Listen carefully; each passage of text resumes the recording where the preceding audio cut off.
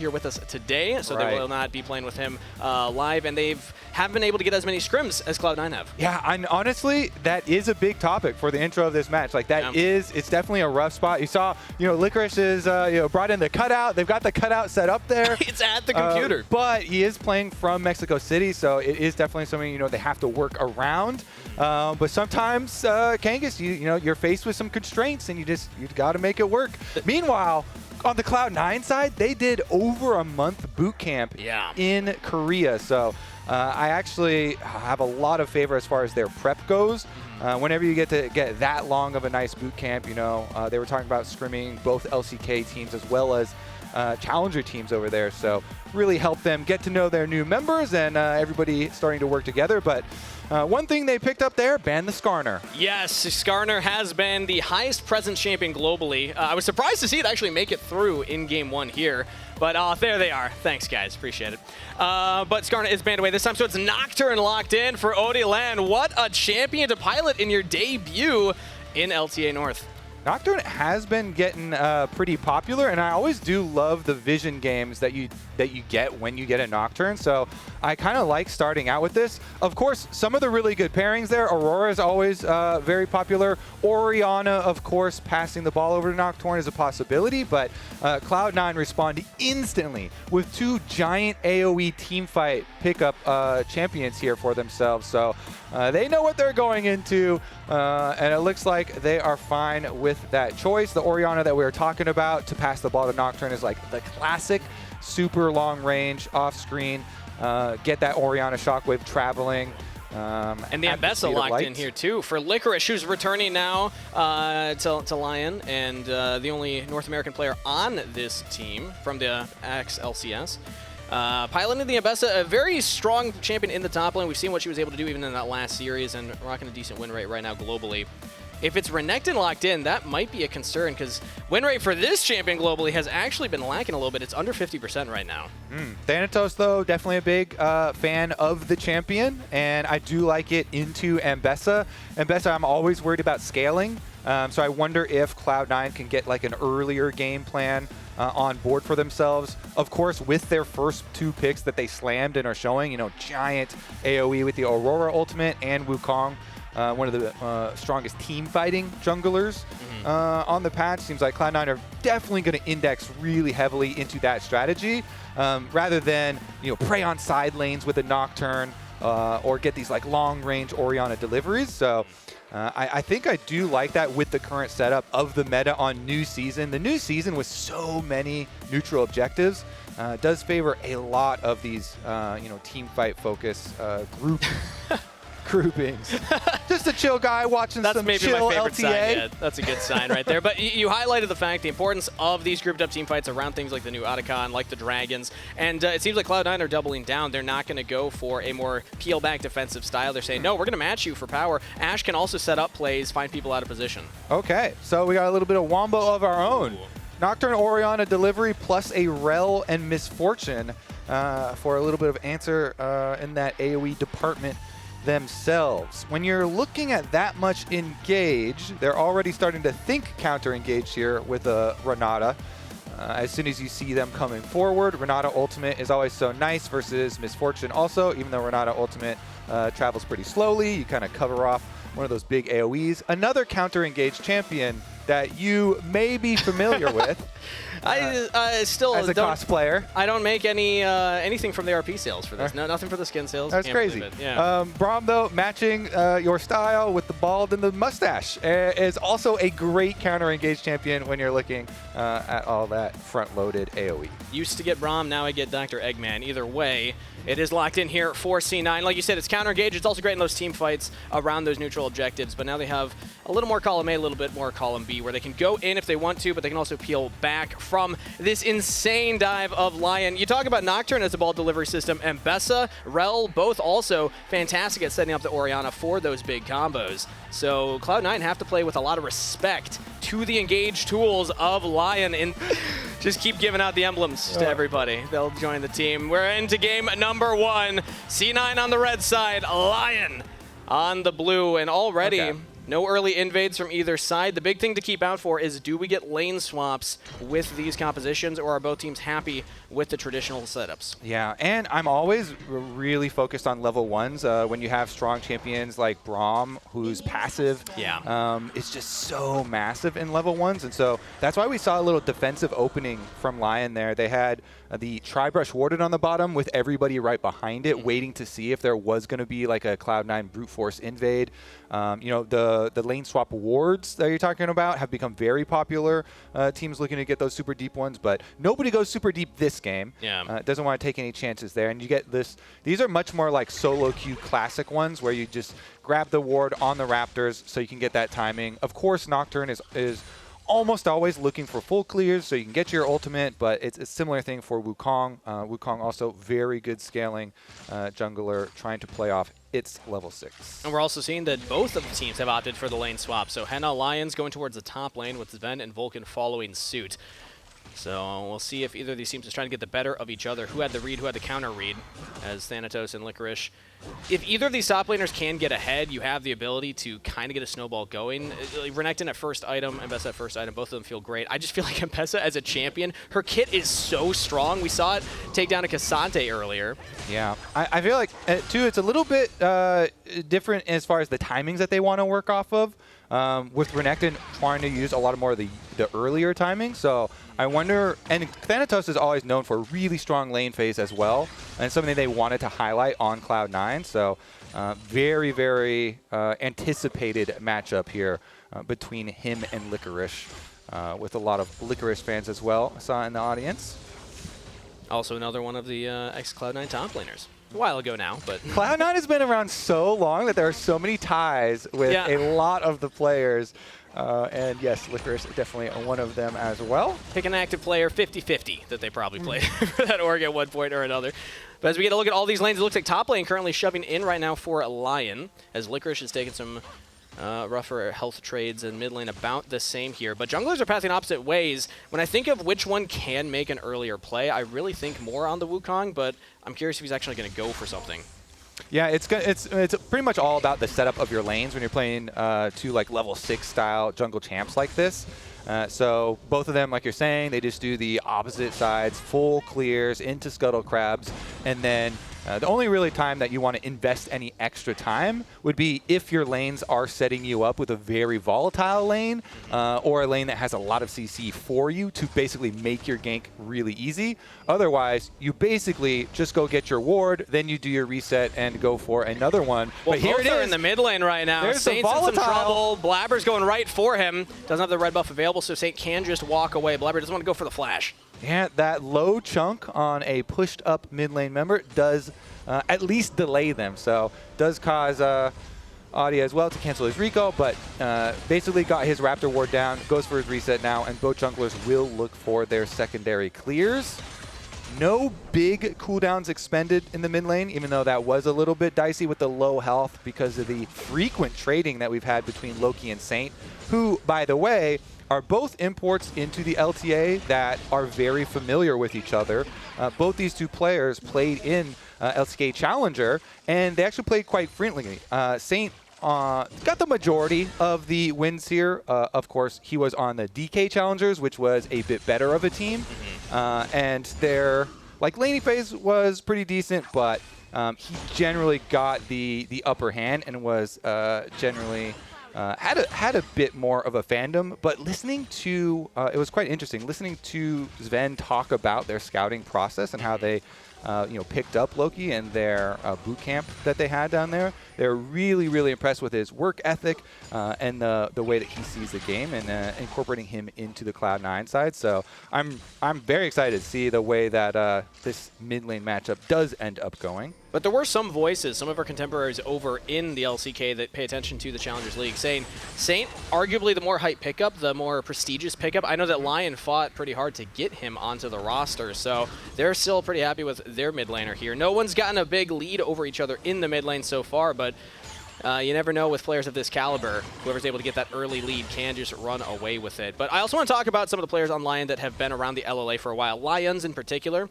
multiple Worlds appearances, an MSI appearance, and heavy roam style of support. On something like the Rell, I like to see them getting out onto the map. We saw them hovering mid a little bit ago. So far has been hanging around the top side mostly, but could always look for action with Oddie, who's close to level 6, level 5 right now, and going for the grubs early, where Blaber's on the dragon, so we're actually just trading the neutral objectives on spawn.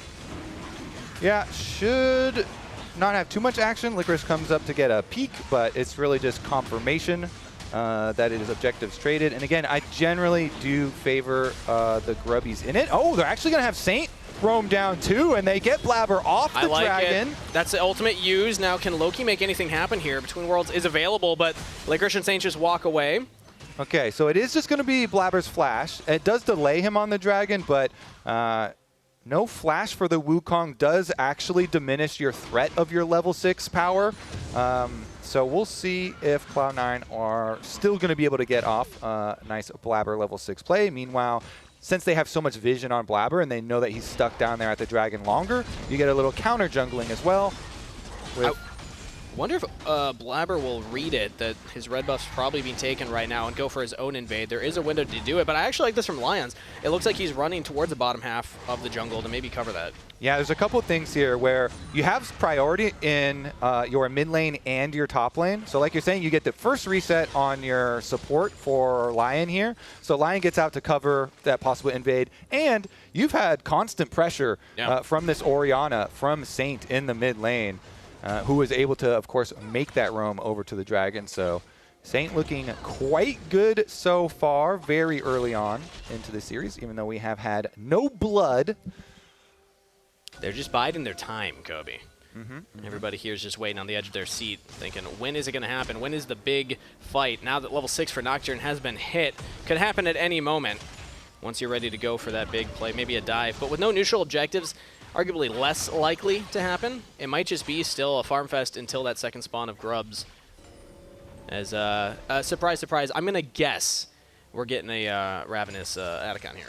Yeah. Voracious? Voracious, yes. Voracious is the hungry one that wants more kills, the one that does spawn the majority of time in pro play. Of course, they did make some adjustments on this patch too, trying to boost up the spawn rate of it in solo queue and then kind of reduce it a little in pro play, so you get a little bit more mix of the two kinds. But yeah, definitely in the low kill games, we're going to get that GA version. And with 0, that's a pretty low kill game. Yeah, pretty low kill. Yes, damage factors into it as well, but we haven't even seen that much trading. So what I do want to talk about is really the only advantage that we see on the Rift so far. Thanatos over Licorice, just in pure laning phase and the farming. You talked about how aggressive he is as a player. This is now his second year coming in to play at this level here in North America. And he's having a great performance so far, just putting Licorice very far behind in the matchup. Yeah, and they're flipped Australian lanes that they had started out with. And again, he's such an aggressive laner, but he also got the counter pick in the Renekton into the Ambessa for early stages. You do need to really make it worth it, and he definitely is. Yeah.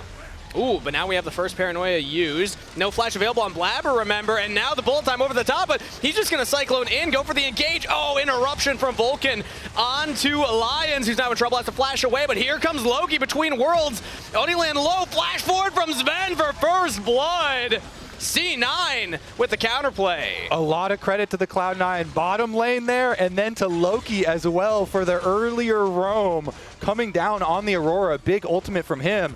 But Zven and Vulcan really holding it down for Blaber. As you mentioned, he was a little vulnerable without having his flash, and the Braum really doing a lot to stuff that engage. And then the turnaround and flash forward. Zven back on 80 carry, gets first blood. Here's a look at the setup, trying to deliver on the first Nocturne ultimate. And that's the idea. They want to punish Blaber without the flash, and so Blaber knows the only way to get out of that misfortune ultimate is to go up a little bit. Vulcan comes in to help block for him, and the chunks that they get onto LYON was enough. Loki was able to tag there with the ultimate, and then Zven flashes in to finish it off. Yeah, I like the look, but much like Reggie's LPL plans, that play kind of fell through right there. Now C9 ahead in goal from Zven, getting that first blood. Can accelerate himself a little bit. Yeah, I mean, honestly, it's a it's very different how these two mid laners do interact. Like, Aurora is so good at making her own plays. Orianna is so much more passing the ball and delivering the shockwave for someone else to make such a huge play. So I do like the first look that we're getting, but that was definitely an impactful one. Now we're going to get the swap as duos go mid, push mid, turn your mid pressure over to the grubs, and it looks like they will be able to take the other pack. So we're not going to have any huge advantage in tower taking for either team if they can just continue to split those. But we're denying the grubs from LYON as well, so they're not going to be able to push these turrets faster. Maybe LYON can get some vision set up at the dragon, but the spawner is a little off, so it's not going to be a pure trade. I like this from C9, just getting onto the rift a little faster. Now they can correct their waves, get back into mid, push that out, and it gives Vulcan time to reset and run straight down towards that dragon to get their own vision line down. Let's see about the wraparound. Honestly, too, with your control wards here for LYON, should be fine. Don't have to worry too much. Blaber does have his flash back, though. If he can go pair up with Vulcan and try and pull out the play. Looks like they're going to head on down and try and get both of them as well. I mean, honestly, going to wrap around here. Yeah, Licorice could be in some trouble here between worlds from Loki. Oh, public execution misses. He was trying to use Vulcan as the escape tool, but has a lot of dashes regardless. That's Ambessa, everybody. Opposite side of the map does mean it's going to be overloaded for LYON side. They did get seen moving up there, though, because of the deep wards from Cloud9, so isn't really going to be a dive. Thanatos playing safe under tower, knows the threat is looming, so it's just going to be a little counter jungling there again. Oddie Land going to take away another red as payment. But Licorice with no flash. It was a necessary flash. Had to get away from Braum stun that was going to come through. But in the end, Cloud9, not only do they get the second pack of grubs, but they also get the second dragon. So, and the fact that they don't give anything over topside, like you had highlighted. Thanatos still has all summoners. Is able to just hide under the turret. Seems like LYON have not really been able to find a way to get into this game. And I wonder how much of that is you go for that first play, you get rocked. You got to not let that affect your ability to go for the next play, because that is what the Nocturne wants to do, is utilize that ultimate cooldown effectively around these objectives. And so far, they haven't really been able to find that since the initial play went south. Yeah, they've got plenty of time to work with, though. No pressure just yet. I mean, Orianna doesn't even have first item yet, so plenty of power still soon to come here for LYON once you can start to get some extra items behind the Orianna Nocturne combination, deliver those shockwaves, start to get your big picks there. It is going to be a little bit worrisome for them, though, because Loki with the Malignance, very low cooldown on Aurora's ultimate, and can constantly look for those pick plays. It makes you have to play very safe as an Orianna. Might just look for something right here. Weirding's not going to land, so Saint can just walk away. It's just a little bit scary sometimes to play side lanes. Of course, you are the one that has a Nocturne on your team, so you have that little bit of coverage there. But he's been on vision from a lot of the game. Oddie Land, even right there, taking the blast cone over the wall. C9 know that there is a Nocturne in the Dragon Pit right now. Yeah, just chase him out. Even they can just go for the reset here for Zven. Get an item on Ashe first.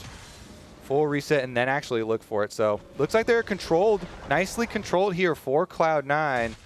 Comes right back out. Kraken Slayer done for him as well. What's the opposite of paranoia? Like where you always see where the Nocturne is? Yeah, when you have full confidence. You have full confidence. I'm not sure. Either way, that's exactly what C9 have right now. They got full confidence because they've been able to track Oddie Land on the Rift so effectively. And we just haven't seen the ability for LYON to find that play. Now, Herald is coming up here. So far, there really haven't been scraps around the objectives, but that could change. LYON are on the Rift right now. They're dropping the wards down, and they're trying to control the avenue in, but C9 are there too. Yeah, it looks like they're going to get first push on side lane up here on top too. So once again, Loki on the Aurora gets a push in wave, move down. They have plenty of defensive vision, but it is Cloud9 constantly pushing the reset timer when they want it. Like it's LYON don't really have a lot of opportunities here to pull out any sort of surprise play. Cloud9 are kind of controlling on their item spikes, on their moves. Ooh, Licorice finding a nice trade onto Thanatos right there. But yeah, just talking about the map play, as I don't think anything's really going to come of this. Yeah, Licorice should just back away. Talking about the map play, it kind of feels exactly how we set up, though. C9 is a team that went to Korea. They scrimmed together, boot camped together for a full month. LYON are a team that things really just came together in the last couple of days for them to be able to start scrimming together. Shout out to Neyman in one of the interviews they did with Oddie about how difficult it was to practice and how a lot of their practice was grinding solo queue, which I think, I mean, talk to Surdy and what you heard from him say on pros, not the best practice environment for pro play, and LYON have been a little slow on some of these plays. I think that is telling of the difference in preparation that each of these teams has had coming into the season. All right, well, next thing to prep for is the arrival of the Herald here. So that's why we see Blaber once again walking with his Braum, getting brush control, get a little bit of a chunk here. Right now, we're just waiting with bated breath, but whenever Saint's not on the screen with Oddie, I'm wondering what the game plan is from LYON at that point. Because if Orianna spotted top wave, C9 also, even if you don't know exactly what the Nocturne is, you know that Orianna's not going to be part of that combo, so you don't have to be as worried. And the Braum kind of nullifies a lot of the misfortune anyway. I think C9, they're in such a good position to control the access point to this Herald right now. Yeah, as well as both of the side lanes, kind of, because since Thanatos had such a good early lane phase, you know, little advantage for him down on the bottom side. Then you've got the Aurora Orianna matchup in a side lane also, which also should favor Cloud9. So them being able to control vision around mid is like the only question mark. Since you've got both side lanes taken care of, plus mid taken care of, now they can start it up. Saint is teleporting into the mid lane. This could be the first time that we see LYON go for the full combo, where Orianna is there with Oddie. Paranoia is available. Everything's available. Do they want to pull the trigger? It's already gone. Blaber just secures the Herald as now teleports are coming in. We're looking at Vulcan, but Thanatos can try and frontline engage from LYONz, but Loki between worlds. They get onto the back line. Blaber and Thanatos just running loose on LYON. And they will crush the team fight, get the objective. Licorice in full retreat now as well. Looks like he might be able to get away from that one, but that is disaster for LYON, and Cloud9 feeling great about that play. Yeah, Cloud9 been controlling the setups for the last like 10 minutes here. Grubs into Dragon, into mid lane tower with the activated Rift Herald. Just got the Rift Herald, immediately summit in at mid. Get the tower, get the charge, and get Dragon number 3 for themselves. It's just so much easier to set up and prep for these when you do have these really threatening side lane individuals of Aurora and Renekton. And then they did such a good job here with the CC that a Braum Ashe brings. It's actually an engage for LYON a little bit late. Good attempt at going for turn off the lights and go for a smite fight, but then they go on the Braum here.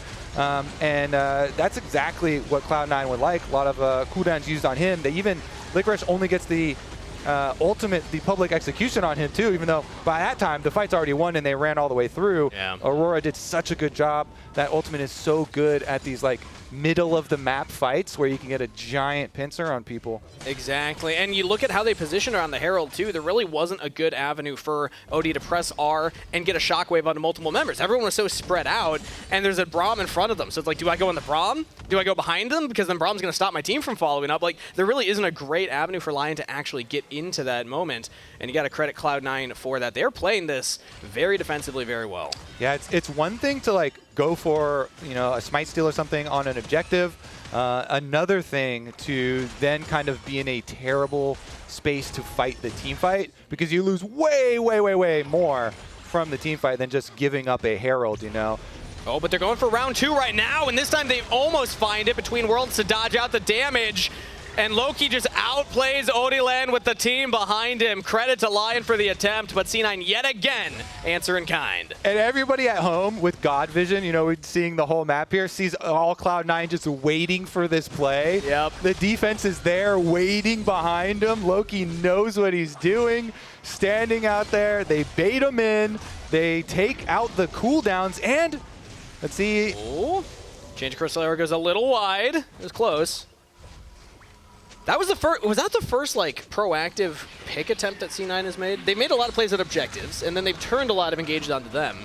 But they are playing this very patient, very slow, very methodical compared to LYON, who, to be fair, is the team with more of the engaged tools and more of that kind of onus to look for the plays. They're falling behind. They're one dragon away from giving over that soul. Yeah, I would say the reason it kind of looks like this, that Cloud9 are not taking unnecessary fights. They're so focused on the objectives that every move is setting up for the better territory to be able to start an objective.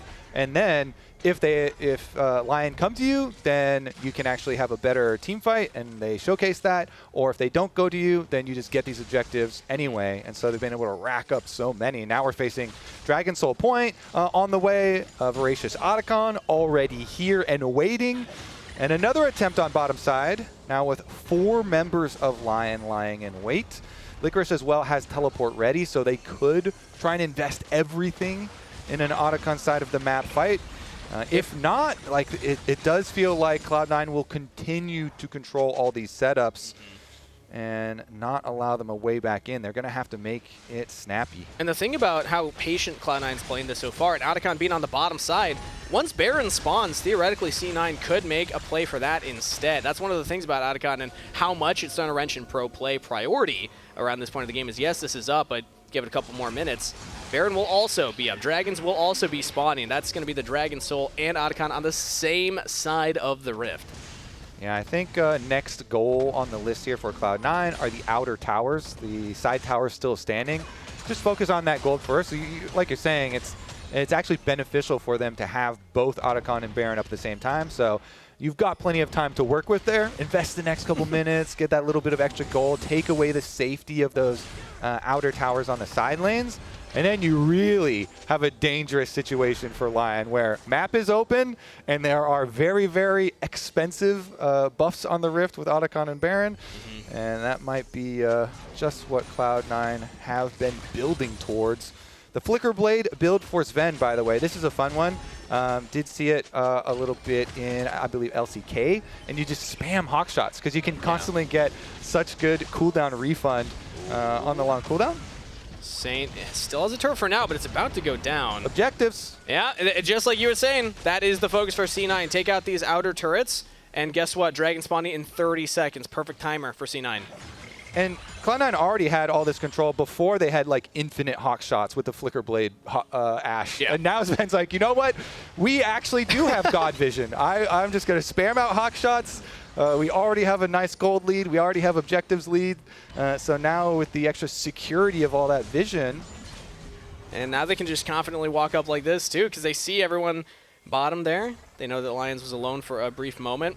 And it's the opposite of paranoia, like we had said before, which I'm going to dib therapy. I think that's the true opposite of paranoia right there. But Dragon started up right now. The other thing that Zven just gets to shoot out all the time, of course, the ultimates here. So let's see if he's going to be able to land one of these, because LYON are coming for it. This is the big engage. LYON are set up.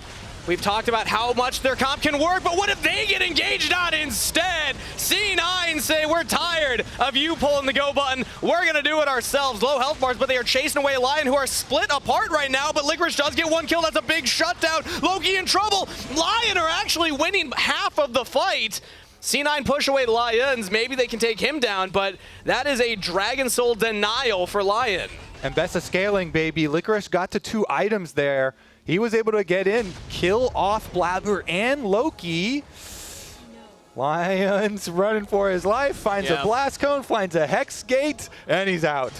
Whew, I mean, that was wild that LYON were not the ones pulling the trigger for the first time that game. You could watch it. They were waiting for the right moment. I like the look for C9 to say, we're not going to give them that moment. We're just going to go in. But in that trade, they took so much damage that then it was just chaos after that. Let's see about the reset then, because Dragon wasn't taken in the aftermath since the long chase went out, and Cloud9 are returning straight back to the objective here. Yeah. Soul here on the line. Lyonz spots this out. The rest of the team line is going to be walking in here.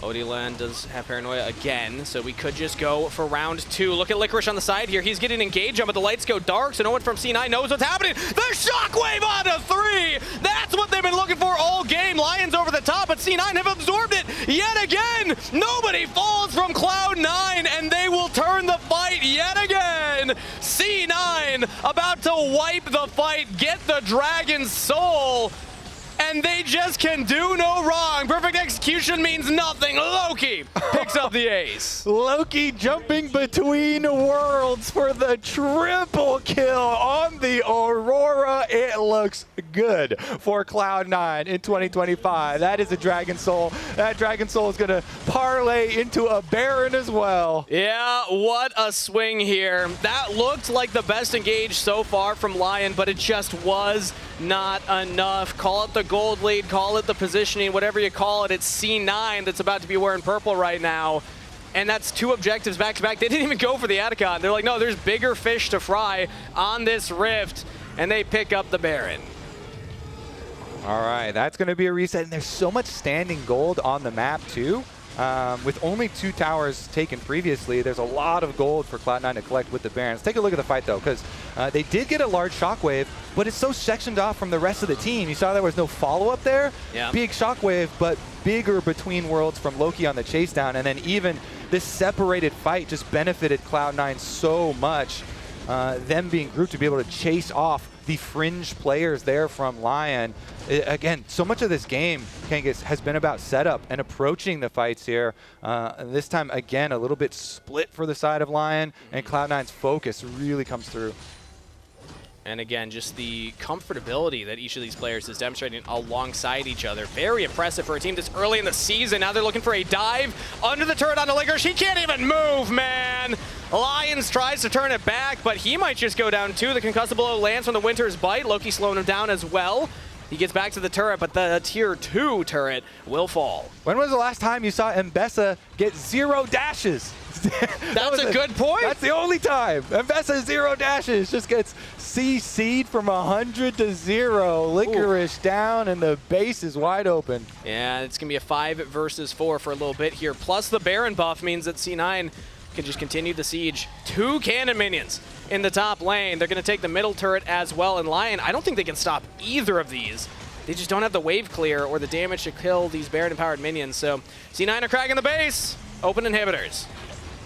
Oh, Paranoia, now they're catching somebody off of sorts. It's Zven right now who does go down. Shutdown picked up by Oddie land. That is crucial for LYON if they want to keep their heads in this game. Rest in peace, Zven. He accepted his death. Yep. No summoner spells used, no barrier, no flash. That's okay. Should've gotten the Atacon, you know? Definitely the correct move there for him, and Cloud9 will be fine just going for another reset. Let's see, we even got some nice and shiny upgraded boots on Loki. We got the 10 stacks on the Dark Seal. I hope that we get to see him get enough money for a Medjai's upgrade. And you know what? I think now's the time, because I said at the top of show, I'm sure a lot of people watching didn't hear me say this, but I'll out myself. I said I wasn't sure what to think of Loki. I didn't have the same confidence that a lot of other people did in Cloud9, and I'm eating my words a little bit here. Loki is having a fantastic debut game right now on the Aurora, and it is setting Cloud9 up for just complete map dominance. Yeah, I really do think there are large benefits to going for, over a month-long boot camp for this team to really work with the new players and everyone really getting to know each other well. And it looks like they've got a very good handle on how they want to play the game. Pretty methodical here opening. Yep. We'll see how they handle the fearless changes for draft. Atacon, of course, picked up. So the shouts go out. The GAs are on.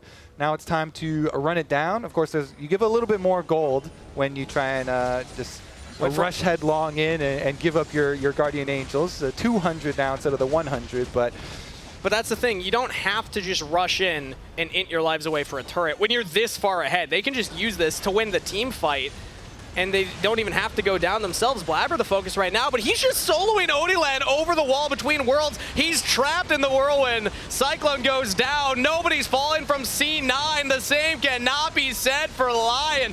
Double kill picked up for Blaber, your NA jungle goat, as LYON in their debut game will not pick up the dub. C9 showing the strength of their boot camp, the strength of this roster. Working like a well-oiled machine right now as they'll knock down these Nexus turrets.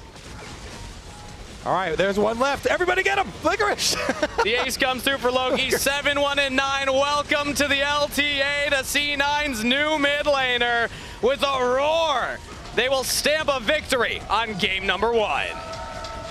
Meanwhile, Blaber pumping up those CS numbers. He had nothing else to do because he couldn't get into the picture for the Nexus explosion, so Wukong Let's go for the stats. got the Otacon teleport back to base, so Yeah. go grab a couple more jungle CS. But that's the thing about Otacon. When you're that far ahead, you don't need to just throw your lives away to dive a turret. You can just win the team fight anyway, and it's just a bonus if you also have the Otacon buff. So what a showing from Cloud9. This is looking like a team. They've said it themselves. They're competing for one of those top spots, if not the top spot in the LTA North. That's looking like a team that could go for that. Cloud9 coming in hot in game number 1. Honestly, I don't foresee them having any issues here, even with Fearless removing some of these champions, but we'll see. At the very least, it will be a very different look for the draft phase here. But we're headed for a quick break before Game 2